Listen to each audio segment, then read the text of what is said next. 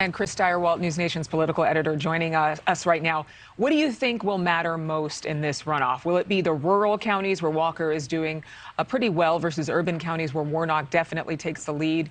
Will it be the issues that each candidate is running on, or will it be voter turnout after a very long process? Well, good morning. I think a lot of this will depend, of course, on what happens in Nevada and Arizona. The Georgia runoff becomes a totally different election if somehow Adam Laxalt, against the odds right now, can hang on. He had good news last night. The big dump of votes came out of very Republican Nye County, and he actually improved his numbers.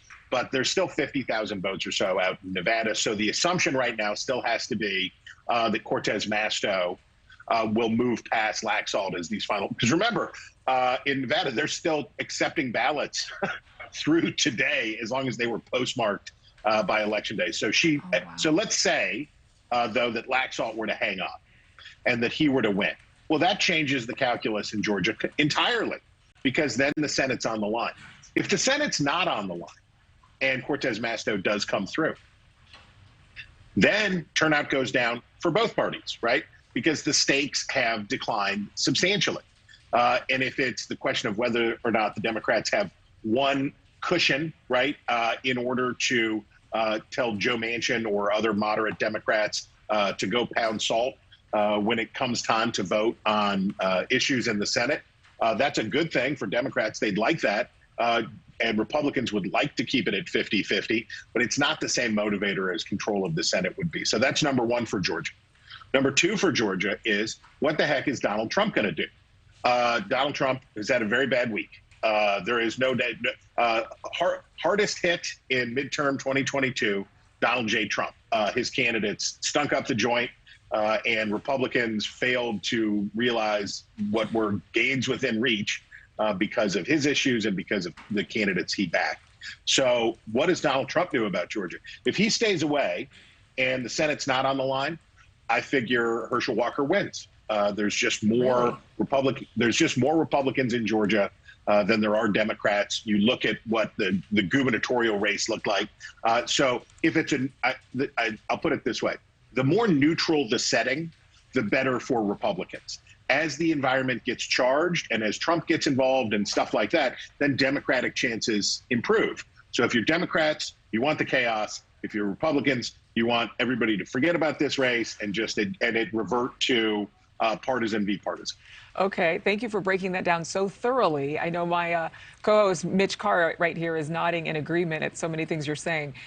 For the Arizona governor's race and the Senate race, I mean, clearly we heard it mentioned by Ali Bradley, Marco Rubio, and others crying foul on this.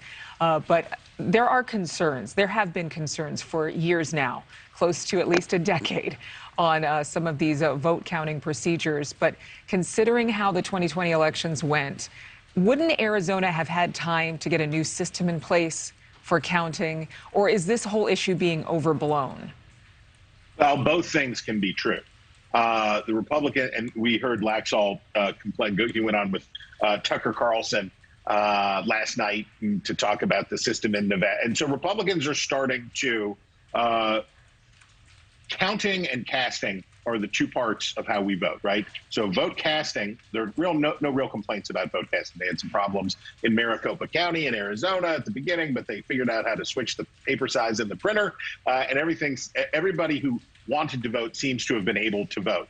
The speed of the counting doesn't have any effect on the outcome.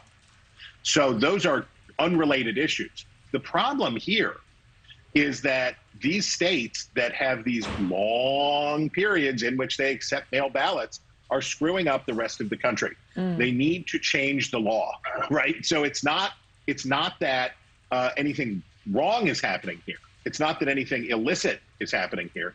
It is that these states and California, we're going to be dealing with California counting its ballots for weeks, right? Because they accept them for 10 days, I believe, after the election day. So they need to figure out a way to have the votes counted in time so that we can all get over this stuff and move on. Yeah, move on. All right, Chris Stirewalt, as always, thank you so much. Mitch? Thank you for watching. Go to newsnationnow.com to find NewsNation on your television provider. And don't forget to click the red subscribe button below to get more of NewsNation's fact-driven, unbiased coverage.